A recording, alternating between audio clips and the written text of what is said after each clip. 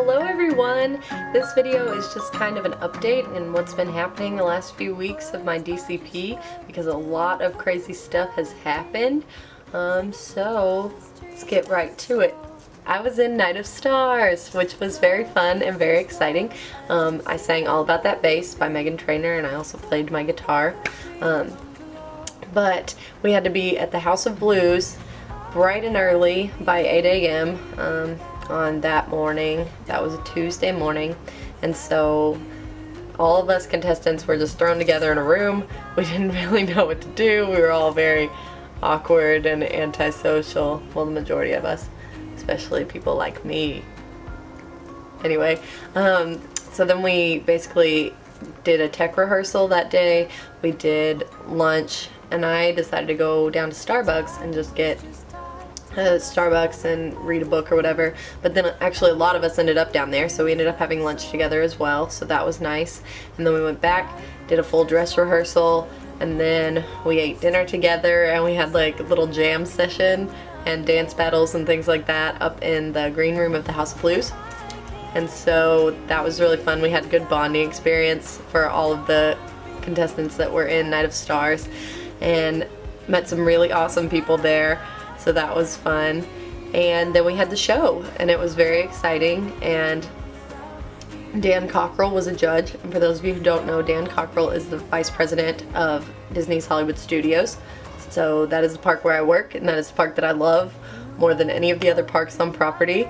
And so when I found out that he was a judge, I freaked out. But he was among the panel of judges. The whole top balcony in the back was full of very important Disney people, so that was a little nerve-wracking, but other than that it was good. The people that won did an amazing job. It was so fun to be able to be in it, and we have a Facebook group now, so hopefully we'll be hanging out more and things like that. But that was Night of Stars. Let's see, what else have I been up to? Ooh, I know! I'll show you guys my shoes! So, as most of you know, I love Tower. Well, maybe I haven't mentioned that. I love Tower. The Twilight Zone Tower of Terror at Hollywood Studios is my favorite ride on the planet. And so, I have a lot of Tower merchandise in my closet, and I decided that I wanted some of the custom painted Toms from Curl at Downtown Disney. When I asked them if they could do a custom painted Tower of Terror shoe, they were like, no, because we're not owned by Disney. And so I was just like, fine, whatever. So I did it myself. I actually keep them in the Tom's pouch that came with my other Toms that I didn't know what to do with. So here they are, my Tower Toms. And so on the left shoe I have the Hollywood Tower Hotel. Probably can't see it. There we go. So I have the actual like hotel right there on the front, and then on the side I have the key, and then on the other side I have the Eye of the Beholder style bellhop from the Twilight Zone, and then on the other shoe I have Twilight Zone Tower of Terror written, and the ghosts when they're apparating in the hallway. And then I have Twilight Zone things on the side. So I have the clock, the broken window, and then the sight, mind, shadow, and substance, blah, blah, blah, blah, blah. All of that fun stuff. So yeah.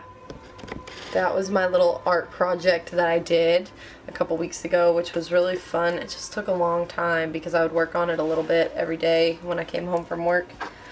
But I've been wearing them a lot, so totally worth the money. We got trapped in the Tower of Terror. It was a very exciting time. Brittany and Eliza and I, my roommates, we decided that we were going to go ride Tower one last time while we were in the park for the night, so we go over there, and we're in Tower, it's fine. We get to the bottom and it shoots us back up, and then we feel a very hard like jarring shake and stop. And it's very dark in there. And immediately the roommates grabbed my hands because I was in the middle. I thought Eliza was going to have a panic attack. Brittany was fine. She was a little freaked out because it was dark in there. But I was like, okay, something has gone awry. But it's fine. It's whatever. It was very dark in there and it was very hot in there. And we could hear all of the things happening around us. And so we're like, okay, we're stuck here. So then people get out their cell phone cameras. They're like shining things. And then we hear an announcement come on that's like, please turn off your cameras and your cell phone lights. So the lights go back off. It's completely dark in there. I'm trying to be the calm voice of reassurance in the elevator, like, hey, we all have a memory now. We all have like a story to tell. People around me are still kind of freaking out though. I was just like, I love Tower. This is very exciting for me. I'm fine with this. But an announcement comes on finally, like, people will be there to assist you. We're having technical difficulties. Please hang on. So we're just like, okay, fine. Well, we continue to sit in the tower. We're just like, okay, it's been like 10 minutes at this point. There's a woman behind me who is on the phone with her sister and apparently is telling her sister to tell someone who works at the ride to, like, get us out and, like, make a scene. But I'm like, you calling is gonna do nothing. Clearly, if they are going to get us out, they're gonna try to get us out as quickly as possible. You calling isn't going to do much. So she was freaking out, the kid that was with her, and I was like, that's good. But finally we get to the bottom and the doors to the elevator open. All is well. And there is a coordinator there who just says, do you know why the elevator stopped? And we're sitting there, we're like, oh no. No, why? Apparently, 2 guests decided that it would be a great idea to stick their limbs over the front railing. So one of them stuck their hands out, and another girl stuck her feet out. You would have to be a contortionist to figure out how to get your feet all the way up into the front. It just doesn't make any sense. No sense at all. But apparently she did it. And she didn't even fess up about it. She was like, no, the ride made me do it. The ride made me do it. So they're like, okay, you two who stuck your limbs out cannot ride again, but the rest of you can. At this point, the park has already closed for the night. And so only 5 of us out of our elevator decide to go on it again. I was just like, yeah, sure, Tower, let's go. But it was a very interesting time. It was a doozy. Story time. So, they moved Cast Connection and Property Control, which Cast Connection is where the cast members can go. They can take, like, select family and friends. I've never had to worry about it because I just go with other cast members, but you can go there and they have groceries and reduced price Disney merchandise, all of that fun stuff. And then there's always one room that only cast members can go into. So they moved where that was. It used to be behind Magic Kingdom, and now it's somewhere over near Animal Kingdom or something. The day that Brittany and I tried to go to Cast Connection, it was the biggest adventure of my life.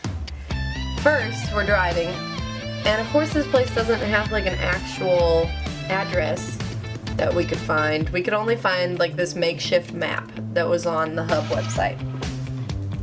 So we're on the website and we're looking and we're like, okay, this shouldn't be too hard. So we put it in my GPS, roundabouts, what street it's on, and it takes us through the gates of the Animal Kingdom. So I'm like, okay, cool. Let me just try to figure out where it is from here. Nope, this is wrong. So we're going and we get back on the highway. It's fine. And I needed to keep going straight, but there was a Disney transportation bus next to me in that lane, so clearly I couldn't get over, so I ended up taking the ramp to Epcot. Had to go through the gates of Epcot and then weave back out of the parking lot of Epcot to get back onto the road. Then my GPS takes us from Epcot through the gates of Magic Kingdom. So at this point we've been to Animal Kingdom, Epcot, and Magic Kingdom. Ooh, one thing I neglected to mention, when we were in the Animal Kingdom parking lot, the Animal Kingdom parking lot is very complicated and I get really confused every time I'm in there. But when we were in the Animal Kingdom parking lot, I had to make a U-turn according to my GPS. So I go to make this U-turn and I hear Brittany go, "Hey, look out for that cone." To which I responded, "What cone?" As I saw the cone slowly crumpling under my car. So I was like, oh, that cone, the cone that I just hit. So at this point I like try to back up to get away from the cone, but the cone is like stuck in my wheel somehow. It just like got barricaded in there. Brittany is just laughing hysterically at the fact that I have just hit this cone, and I have no idea what to do. There are people behind me. I like try to signal them to go around, but luckily the man who was behind me stopped his car and got out, and he starts like yanking on this cone that I have trapped in there. He got it out, and then luckily we got to leave, but for a while there I was very concerned. But anyway, we continue on our trek, and Brittany's still dying. We go to Epcot, we go to Magic Kingdom, we cannot find this place. Finally, after we take this sketchy road that we didn't even know if we were supposed to be on, we find it. And we're like, there better be good stuff here. Luckily there was good stuff, but dear Lord, getting there was an adventure for sure. And then our whole plan that day was to go to Cast Connection and then go to Hollywood Studios. So we went through every single parking lot that day. So we're now parking masters.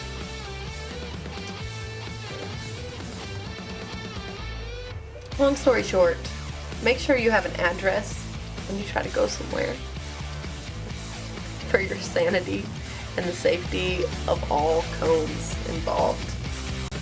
People do, I guess. Until next time, I'm Brittany, and this has been a taste of my DCP life.